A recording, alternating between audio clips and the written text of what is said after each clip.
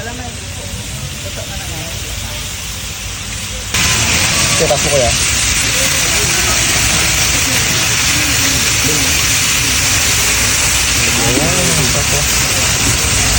Sir, magkano yung ano nyo, yung manok nyo na yan? 60 with rice po. Doon meron din kami quarter leg na 80 with rice po. 80 with rice. So sa pork chop naman, Pork chop, we have 60 with rice din po. 50 pag walang rice. 50 pag walang rice. So guys, ito yung pork chop nila. Ayan. Ang isang piraso nito, ito siya guys. Oh. So ito, ang isang piraso nito, malalaki yan, malalaki siya. Ang isang piraso nito, 50 pesos. Tapos pag may rice siya is 60. Ayan. So dito naman sa chicken, boss, magkano? 60 with rice po. Oh, so ito naman 60 with rice. Ayan. Tapos meron tayong quarter leg na 80. Ayan, 60 with rice yan guys. Kahit anong part dito, 60 with rice. Ito po, 80 with rice po.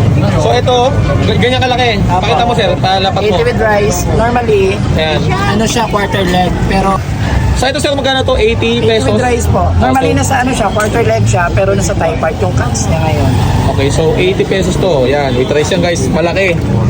Tignan mo yung kamay ko halos. Kasing laki na ng kamay ko. So guys, nandito tayo ngayon sa May Malati, Manila. Ito guys, nasa likod ko yung Robinson's Place, Manila. Ito yung Robinson's Mall. At ito guys yung isa sa pinipilahan dito guys at dinadayo na parang pork and chicken laureate. Nasa halagang 125 pesos. May kasama ka ng pansit, may soft drinks ka na, tapos may fried chicken ka na, tsaka isang kanin. Ayun. So, ito yung guys, so ang daming tao na bumibili. Ayan. Tapos guys, ang malupit pa dito guys, meron silang chicken with rice. Ano lang yung guys, 60 pesos. Tapos meron silang leg quarter. Malaki yung guys. 80 pesos may kanin na. Ganun kamura yung mga pagkain nila dito. Ayan. Daming tao sa likod ko. Ayan. Robinson's Manila. Nasa tapat lang yung tindahan ni sir. Ito yung Sadie's Home Fried Chicken. Anong oras ka dito nagbubukas? 8 a.m. po onwards. Hanggang 11 p.m. Okay. 8 a.m. hanggang Onwards, 11 p.m. Ayan. Yan. So guys, 8 a.m. hanggang 11 p.m. yan. So ito, pang ilang salang na yan, sir? Marami na eh. Simula kanina pa eh. Ayan, kung gusto nyo mag-dining, meron sila dito dining sa gilid. Ayan. Tapos ito yung pwesto nila, sir. So, maraming nakapila. Ayan. Pipila na tayo guys. Kasi dito, anong tawag dyan? Self-service dito. Ikaw mismo kukuha ng pagkain mo, kukuha ng manok mo, ng plato mo, ng kanin mo. Gaya ito. Ito yung plato. Ayan. Tapos, ito yung kanin, naka-plastic lang.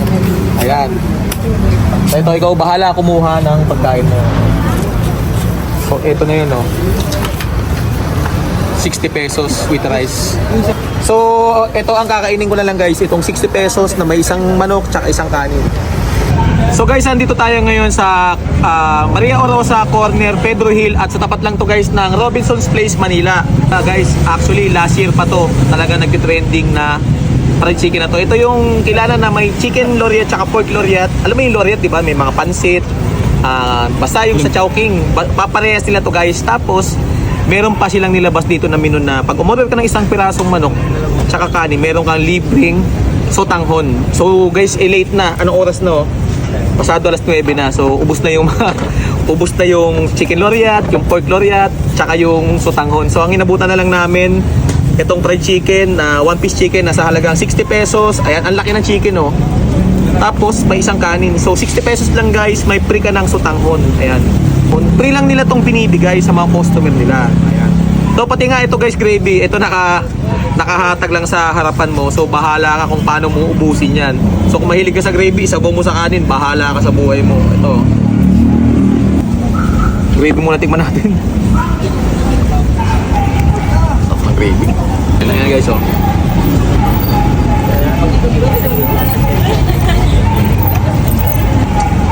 Guys, masarap na manok.